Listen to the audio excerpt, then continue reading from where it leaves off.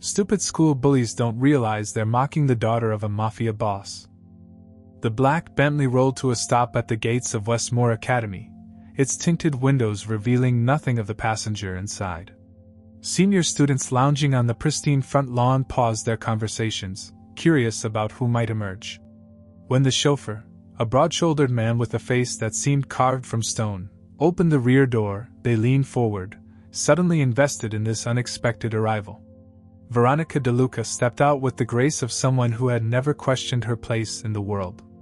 The February wind caught her dark hair, but even the elements seemed hesitant to disturb her perfect appearance. Her uniform, the same navy blazer and plaid skirt worn by every girl at Westmore, somehow looked tailored specifically for her. She surveyed the campus with cool, calculating eyes, taking in the Gothic architecture and manicured grounds with a single sweep. "Must be nice to have Daddy's money," whispered Olivia Sterling to her circle of friends gathered at their usual stone bench. As the unchallenged queen of Westmore Academy's social hierarchy, Olivia had spent 3 years building her reputation, carefully collecting followers who understood the value of her family's connections. The Sterling name opened doors across Manhattan, and everyone knew it. Mia Chin, Olivia's second-in-command, nudged her. "That's a Valentino bag. Limited edition. My mom couldn't even get one." Olivia narrowed her eyes. It wasn't the designer accessories that bothered her. Plenty of students at Westmore came from money. It was the newcomer's demeanor, the way she moved with absolute certainty, as though the school already belonged to her.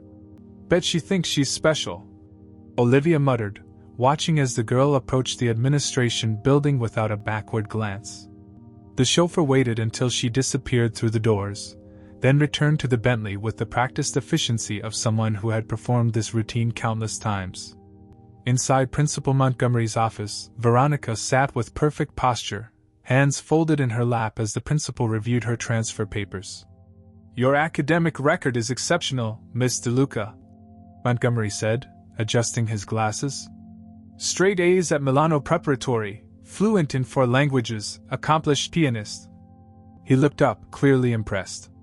"May I ask why the change of schools mid-year?" "Family business required relocation," Veronica replied, her voice carrying just the faintest trace of an Italian accent. Her expression remained neutral, betraying nothing. Montgomery nodded, not pushing for details. The DeLuca name had been enough to fast-track her admission, despite Westmore's notorious waiting list. "Well, we're delighted to have you. I'm sure you'll find our academic program challenging and rewarding." He called in his assistant who would escort Veronica to her first class. As they walked the hallways, students stared openly, whispering behind their hands. Veronica ignored them all, her focus seemingly on some distant point beyond the present moment.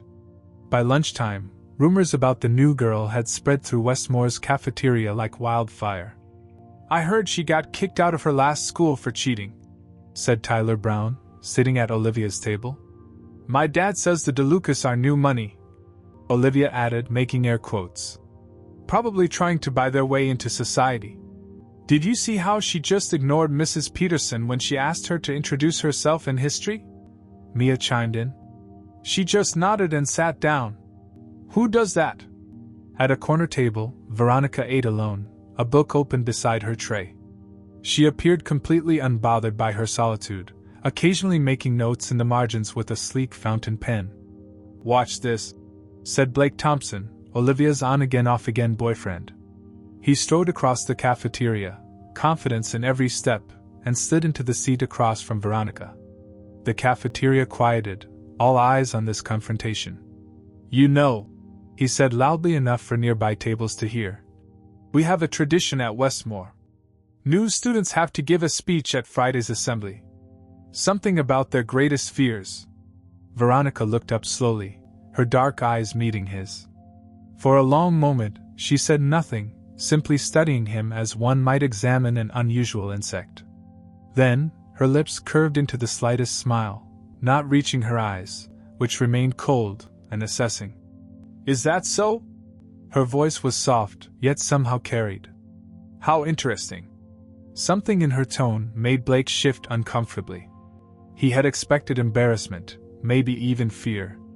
Instead, he felt suddenly exposed, as though she could see right through him. "Just thought you should know," he muttered, retreating to Olivia's table. "What happened?" Olivia demanded. "Did you tell her about our tradition?" Blake nodded but frowned. "She's weird. Didn't even seem bothered. She thinks she's too good for us," Olivia declared. "Little Ice Princess, acting like she's above it all." The nickname spread instantly, whispered through the cafeteria and texted across classrooms.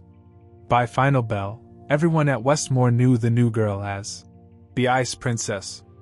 After school, as students streamed toward waiting cars and buses, Noah Wilson watched from his usual bench near the library. Quiet and observant, Noah had spent his Westmore years in comfortable invisibility, either popular enough to attract attention nor outcast enough to draw bullies. He had noticed the new girl in his advanced calculus class, had seen how she solved complex equations with casual ease, how she seemed to exist in a different reality from the rest of them. He had also noticed how Olivia's group had systematically targeted her throughout the day, the accidental shoulder bump in the hallway, the snickering when she spoke in class, the suddenly reserved seat next to them in the cafeteria when Veronica approached with her tray. Now, he watched as Olivia's group surrounded Veronica near the parking lot. "So, Ice Princess," Olivia said, voice dripping with false sweetness, "did you make any friends today? Or are you too important to mix with common people?" Veronica's expression didn't change.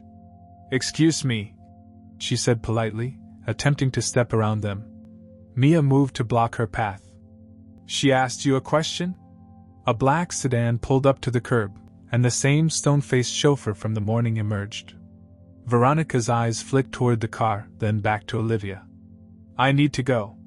"Of course you do," Olivia mocked. "Probably late for your princess lessons."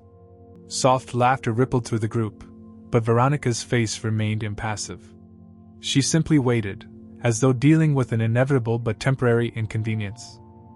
Something about her calm unnerved Olivia, who stepped closer. "Listen, new girl. You might have fooled the administration with whatever your daddy paid to get you in here, but Westmore has a pecking order. And you? You're at the bottom." For the briefest moment, something flickered in Veronica's eyes, not fear or hurt, but something darker, more dangerous. Then it was gone, replaced by the same cool detachment. "Noted," she said simply, then walked through the group as though they were nothing more than air, leaving Olivia standing with her mouth slightly open, robbed of her expected confrontation. As Veronica slid into the waiting car, Noah approached Olivia's group. "You should be careful," he said quietly. Olivia turned, surprised. Noah rarely spoke to anyone, let alone her inner circle. "Excuse me? You should be careful who you mess with," he repeated. "There's something about her." Olivia laughed, flipping her blonde hair over her shoulder. "What, are you in love with the Ice Princess already? Or are you just another coward like her?" Noah shrugged. "Just saying. Some people aren't what they seem." As he walked away, Olivia called after him. "The Ice Princess is exactly what she seems, a stuck-up nobody who needs to learn her place." The sedan carrying Veronica had already disappeared down the street, but if anyone had been watching closely, they might have noticed her making a phone call, her expression changing for the first time that day as she spoke rapid Italian into the receiver. And they might have noticed her smile, cold, calculating, and utterly merciless. 3 weeks into Veronica's arrival at Westmore Academy, Olivia's frustration had morphed into obsession. The Ice Princess remained unshakable despite the growing campaign against her. Whispered insults slid off her like raindrops on glass. When someone accidentally spilled coffee on her calculus homework, she simply produced a pristine backup copy. When her gym clothes mysteriously disappeared, she appeared in class wearing a perfect uniform that looked suspiciously new.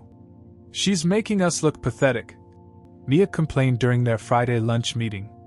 "People are starting to talk." Olivia drummed her manicured nails against the cafeteria table. "Then we need to do something bigger. Something she can't just ignore." Blake leaned forward, lowering his voice. "I've got an idea. My cousin works for the school newspaper at Riverdale Prep. Remember that cheating scandal last year? By Monday morning, their plan was in motion.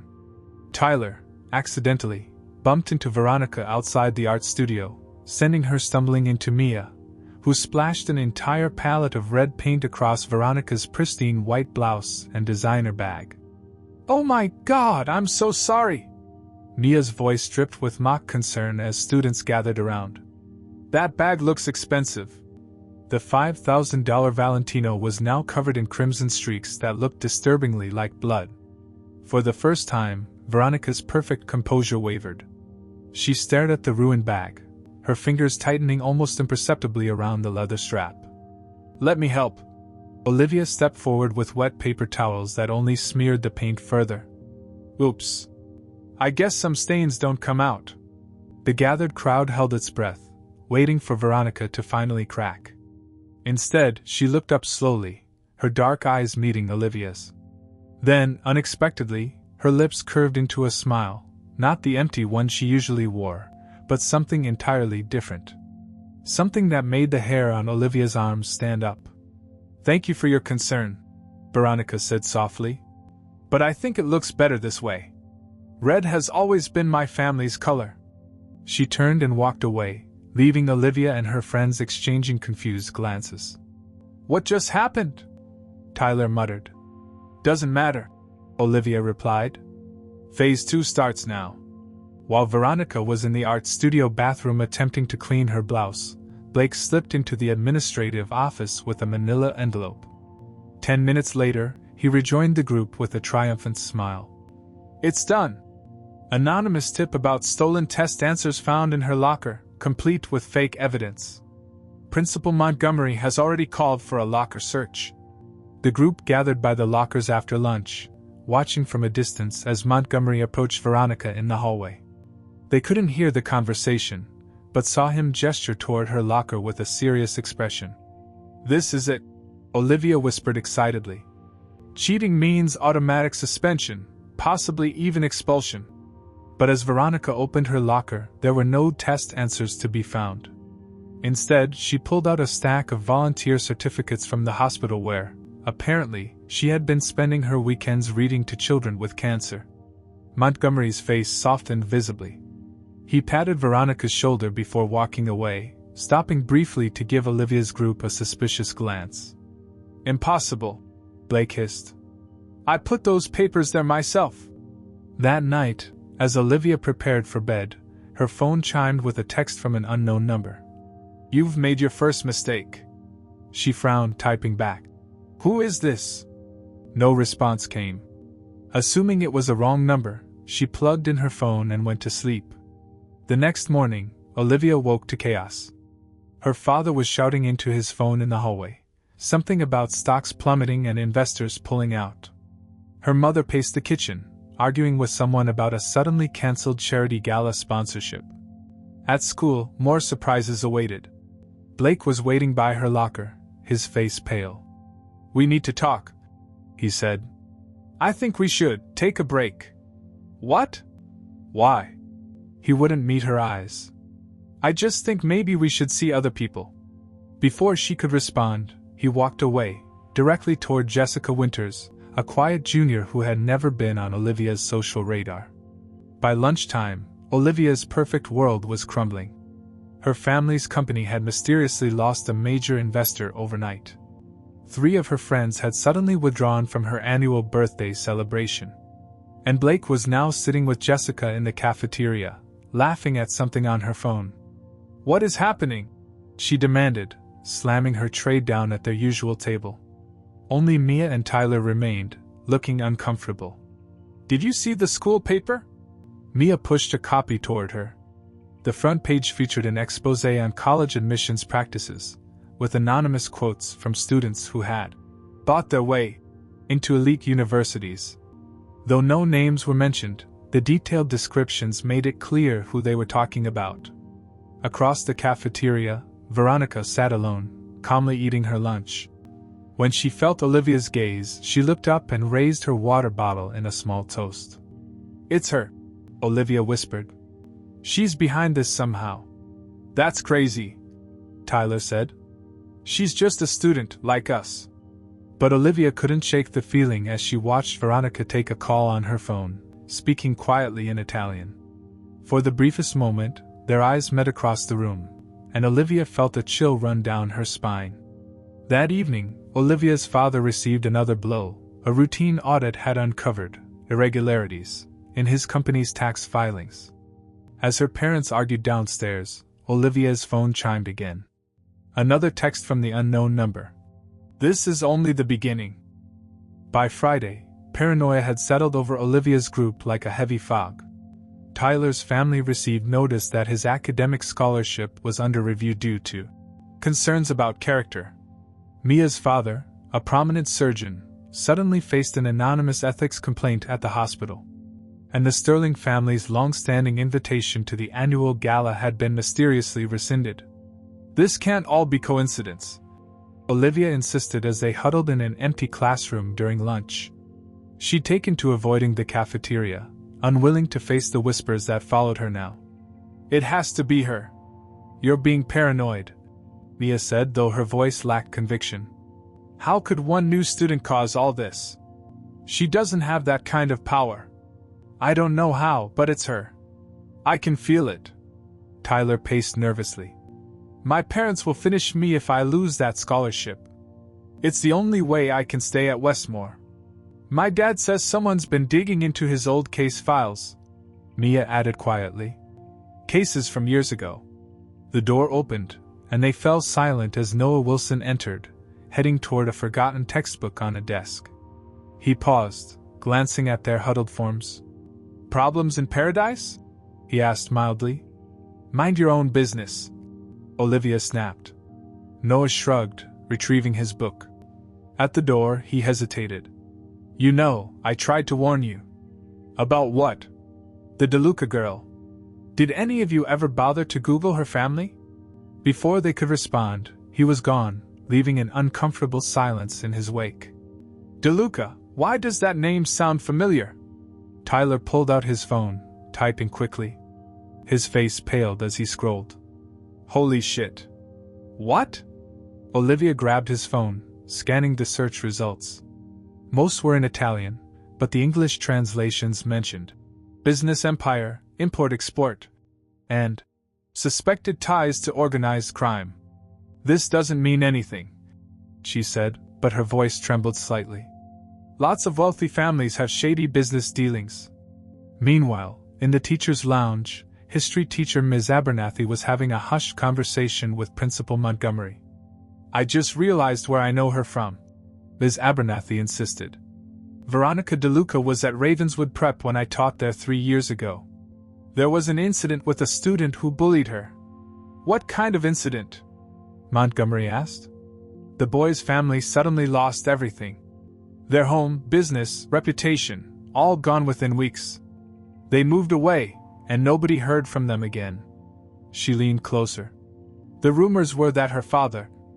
That's enough, Ms. Abernathy, Montgomery interrupted. We don't spread gossip about students or their families. But later, alone in his office, Montgomery Googled DeLuca family business. Himself, his expression growing more troubled with each click. That afternoon, chemistry lab provided the perfect opportunity for Olivia's final stand. As lab partners, she and Veronica worked side by side mixing compounds for their experiment. I know what you're doing, Olivia whispered, her voice barely audible over the bubbling beakers. Veronica measured a precise amount of solution, not looking up. I'm completing our assignment. Not that. The texts. My father's company. Blake. Everything that's happening. Veronica set down her pipette and finally met Olivia's eyes. And what exactly do you think I'm doing? You're trying to scare us. But it won't work. You think you're so powerful, but you're just a spoiled rich girl playing games. For a moment, something dangerous flickered in Veronica's eyes, a glimpse of what lurked beneath the ice. Then she smiled, the expression never reaching her eyes. You have no idea what game we're playing, she said softly. Or what the stakes are. The bell rang, ending the class before Olivia could respond. As students filed out, Veronica slipped away, leaving Olivia standing alone among the abandoned experiments. By lunchtime the next day, Olivia had reached her breaking point. Each hour brought new disasters. A rumor that her father was under federal investigation, whispers that her Harvard acceptance had been rescinded, Blake and Jessica making their relationship Instagram official. In the crowded cafeteria, she spotted Veronica sitting alone, calmly eating an apple while reading a book.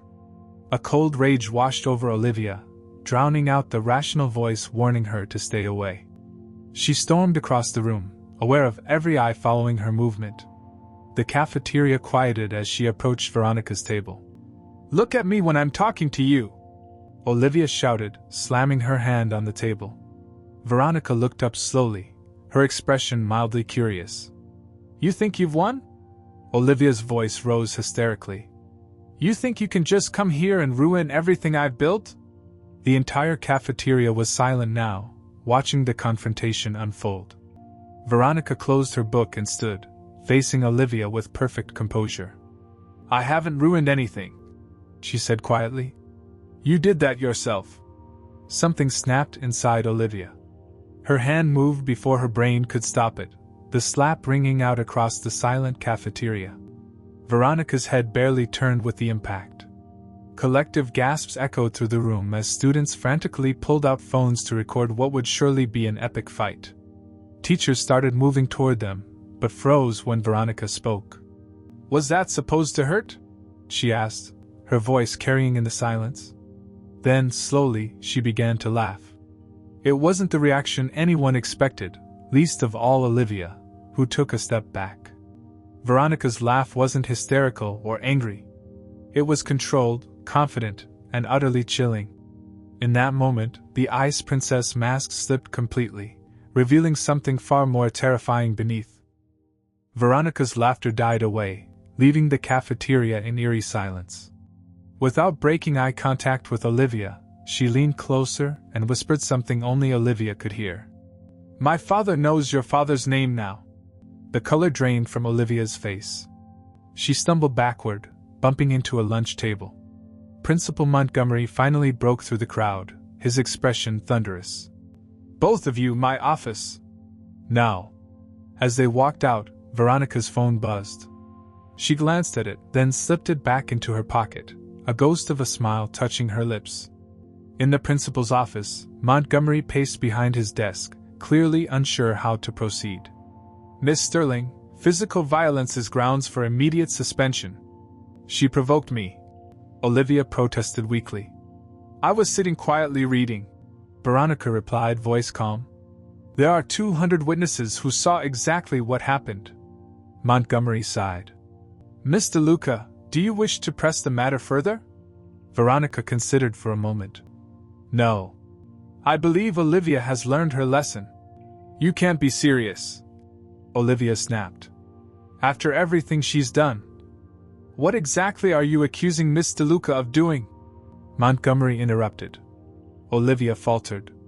She could hardly explain about her father's business troubles, the mysterious texts, the strange coincidences that had dismantled her life. It all sounded paranoid, even to her own ears. "Nothing," she mumbled. "Never mind. Miss Sterling, you're suspended for 3 days. Miss DeLuca, you're free to go." As Veronica left the office, Olivia's phone chimed with a text from her father. "Come home immediately. Emergency." Across town, Robert Sterling paced his home office, phone pressed to his ear. "Listen, I need this deal. Without it, we're finished." The voice on the other end was apologetic but firm. "I'm sorry, Robert. The investors have pulled out. There's nothing I can do. There must be someone who can save this. Anyone." A pause. "Well, there is one option. You're not going to like it. At this point, I'd make a deal with the devil himself." "Not the devil. But close. Vittorio DeLuca." Sterling froze. "DeLuca? The Italian? I've heard rumors. He's got the capital and the connections to save your company. But Sterling, be careful. Men who cross DeLuca have a habit of disappearing." After the call ended, Sterling sat heavily in his chair. He'd built his business over 20 years, climbing the social ladder rung by painstaking rung. The thought of approaching someone like DeLuca made his skin crawl. But the alternative was ruin. With trembling fingers, he dialed the number his colleague had provided. The following day, as Olivia served her suspension at home, her father prepared for the meeting that would determine their future. In his finest suit, he entered the exclusive restaurant on Fifth Avenue, following the maitre d' to a private room in the back. The man who rose to greet him was not what he expected. Vittorio DeLuca was in his 50s, impeccably dressed, with salt and pepper hair and the relaxed confidence of someone accustomed to power. No gold chains or pinky rings, just a simple wedding band and an expensive watch. "Mr. Sterling, please sit." As they discussed business, Sterling began to relax. DeLuca was articulate, knowledgeable, and surprisingly warm. Perhaps the rumors were exaggerated. Then DeLuca's phone rang. He glanced at it, apologized, and answered in rapid Italian. His expression changed subtly, hardened, before he hung up. "You have a daughter at Westmore Academy, yes?" he asked casually. Sterling blinked at the sudden change of topic. "Yes, Olivia. My daughter also attends Westmore. Veronica." DeLuca smiled, but it didn't reach his eyes. "Apparently your daughter slapped mine yesterday." Sterling's blood ran cold. I had no idea. I'm terribly sorry. In the old country, such an insult would demand significant response." DeLuca sipped his wine. "But we are in America now. Civilized. Modern." He leaned forward, his voice dropping. "Still, I find myself curious why your daughter would disrespect my family this way." Sterling struggled to find words. "Teenage drama, I'm sure. Nothing serious." "Perhaps." DeLuca studied him. "You know, Mr. Sterling, I came to this country to give my daughter opportunities one never had. A normal life. Education. Friends." His smile faded. "It saddens me to hear she has been made unwelcome. I'll speak to Olivia immediately," Sterling promised, sweat beading on his forehead. "Good." DeLuca nodded, switching back to business smoothly. "Now about your company's situation." Back at Westmore, rumors spread like wildfire. Someone had discovered an old newspaper article about the DeLuca families. Alleged ties to organized crime. In Sicily. Another student claimed their father, a police detective, had warned them to stay away from anyone with the DeLuca name. When Olivia returned to school after her suspension, the atmosphere had changed completely. Students whispered as she passed, not with the usual respect, but with a strange, fearful fascination. Even her remaining friends kept their distance. In English class, she found herself seated next to Noah Wilson. "Now do you understand what I was trying to tell you?" he asked quietly. "You knew? All this time?" He shrugged. "My uncle works for the FBI. The DeLuca name came up at a family dinner once. I recognized it when she transferred in." Olivia's mind raced. "What do I do now? If I were you?" Noah gathered his books as the bell rang. "I'd apologize. Genuinely. Before this gets any worse." As students filed out, Veronica remained in her seat, organizing her notes. Olivia hesitated, then approached her desk. "We need to talk." Veronica looked up, her dark eyes unreadable. "I believe you've said enough." "Look, I didn't know." "Know what?" Veronica's voice was dangerously soft. "Who my father is. What my family name means. Would it have made a difference?" Olivia had no answer. "Apologize," Veronica said simply. "Or I make sure you regret ever meeting me."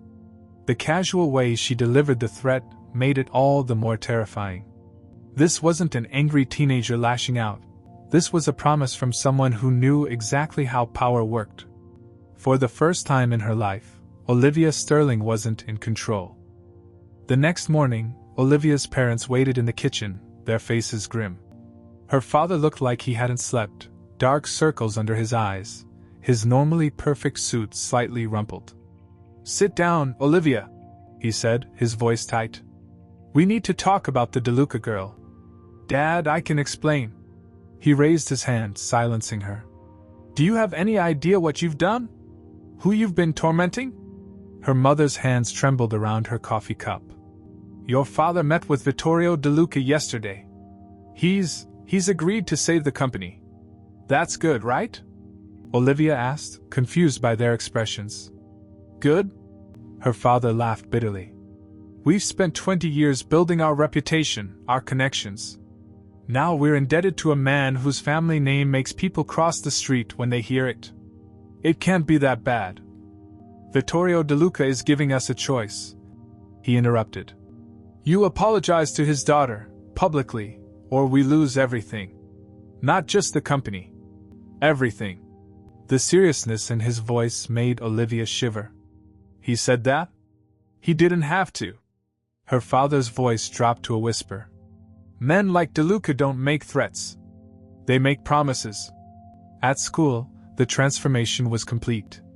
Olivia's former friends avoided her entirely, treating her like she had a contagious disease. Even Mia and Tyler kept their distance, huddling together at a far corner table in the cafeteria. By the lockers, Olivia finally cornered them. Seriously? You're just going to pretend I don't exist now? Mia looked around nervously before speaking. My dad got a call yesterday. From a business associate. He said to make sure I understand the importance of choosing the right friends. My scholarship was reinstated, Tyler added quietly. No explanation. Just a note saying it was a courtesy of the DeLuca Foundation. This is insane, Olivia whispered. It's like they own the whole world. Maybe they do, Mia replied, walking away. In calculus class, Noah slid into the seat beside Olivia. Made your decision yet? About what? Apologizing to Veronica. Time's running out. Why do you care? Olivia snapped. Noah shrugged. Just curious to see how this plays out. It's not often you get to witness someone like Veronica DeLuca in action. What do you mean, someone like her? He leaned closer. The old families have a different way of handling things.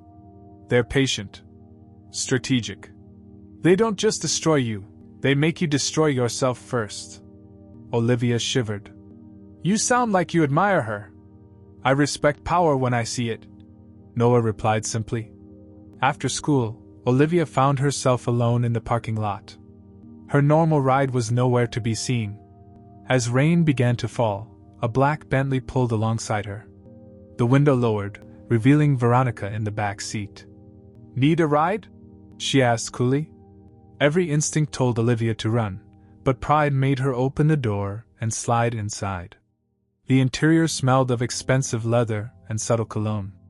The stone-faced chauffeur drove in silence as the two girls studied each other.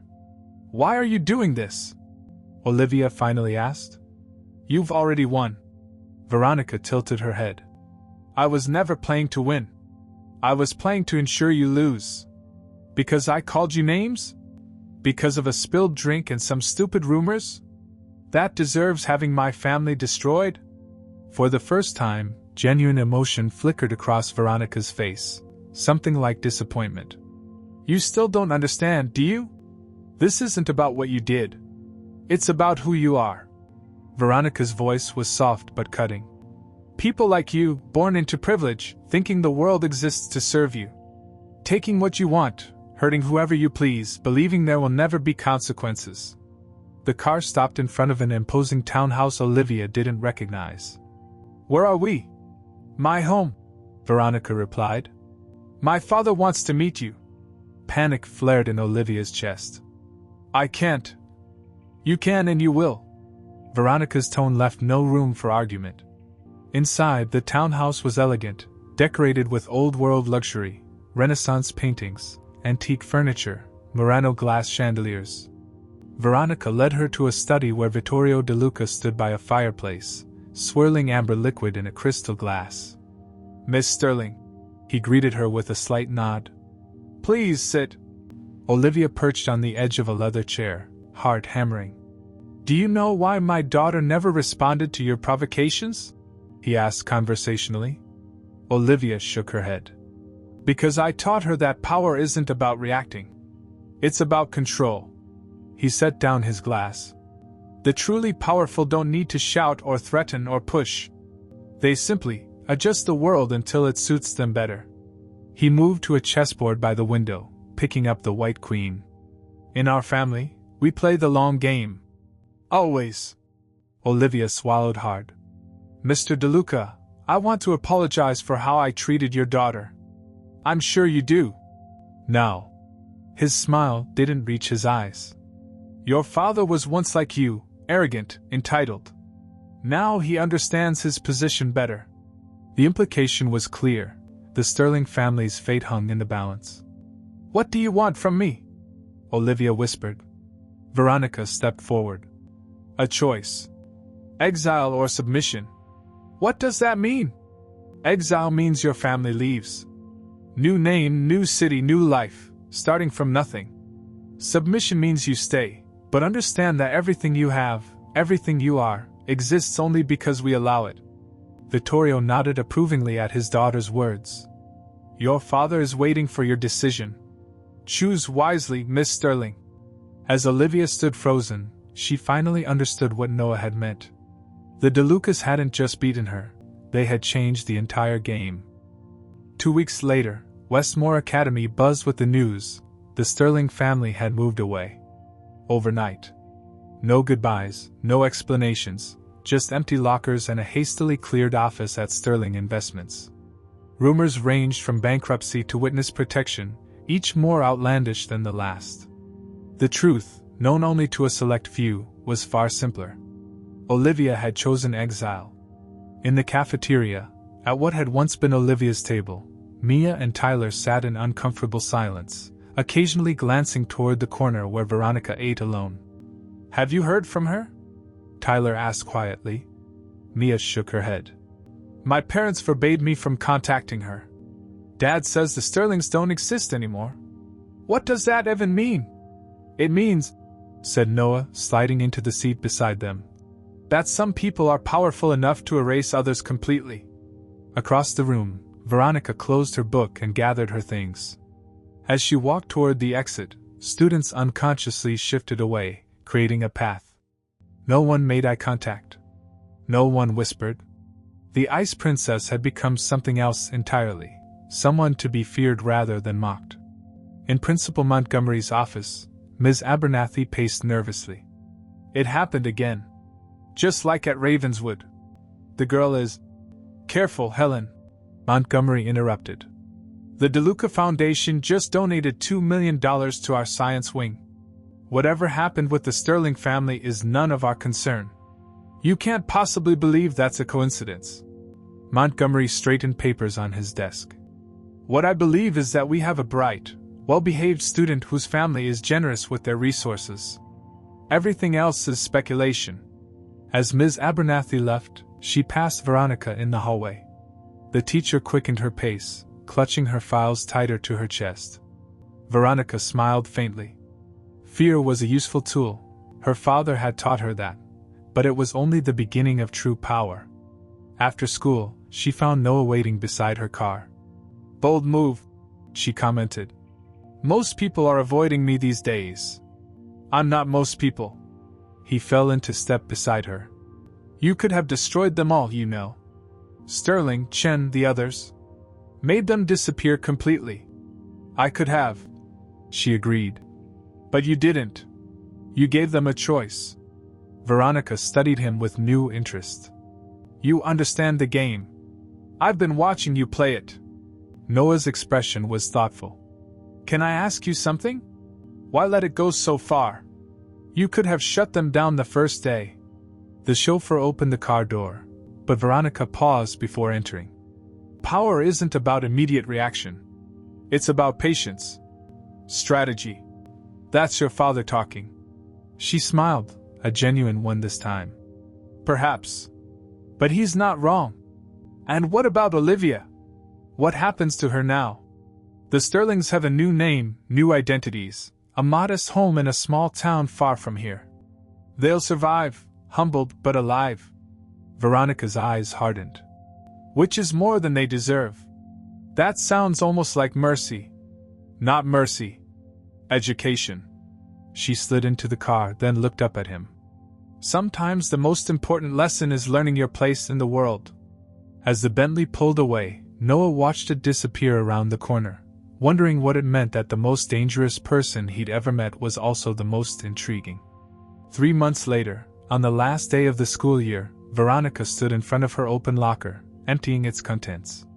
Her first year at Westmore was ending quietly. No friends to sign yearbooks, no tearful goodbyes, no promises to stay in touch over summer. Just as she preferred it. A voice behind her broke the silence. "So, Ice Queen, moving on to terrorize another school next year?" She turned to find Diane Peterson, one of the school's most popular seniors. Since Olivia's departure, Diane had been working to claim the vacated social throne. "I'll be returning in the fall," Veronica replied coolly. "Too bad. We were hoping to have seen the last of you." Diane leaned against the neighboring locker. "You know, not everyone is afraid of your family name." Veronica closed her locker, turning to face the girl fully. "Is that so? Some of us have powerful connections too." Diane's smile was smug. "My father is a federal prosecutor. He's not intimidated by imported gangsters playing businessman." For a moment, Veronica said nothing, simply studying the girl before her. Then she laughed, the same controlled, chilling laugh that had silenced the cafeteria months ago. "History repeats itself," she murmured. "First as tragedy, then as farce. What's that supposed to mean?" "It means you haven't been paying attention." Veronica stepped closer. "Ask your father about the DeLuca file. Ask him why it stays closed. Ask him about the judges who attempted to open investigations, the prosecutors who thought themselves brave." Diane's confidence wavered. "Are you threatening me?" "I don't make threats." Veronica's voice was soft. "I don't need to." She walked away, leaving Diane frozen by the lockers, the smug smile replaced by uncertainty. Outside, Veronica's father waited beside the Bentley, sunglasses shielding his eyes from the summer sun. "Ready to go home, Tesoro?" he asked, embracing her. "One moment, Papa." She turned, gazing back at the school that had been the stage for her quiet conquest. "I believe I have unfinished business next year." Vittorio followed her gaze to where Diane exited the building, phone pressed urgently to her ear. He smiled knowingly. "The game continues?" "Always, Papa." Veronica slid into the car, the perfect composure of the Ice Princess settling over her once more. They should have known better. As the Bentley pulled away from Westmore Academy, she allowed herself one final, satisfied smile. The next year would bring new challenges, new opponents, new lessons to teach. And the Ice Queen would reign.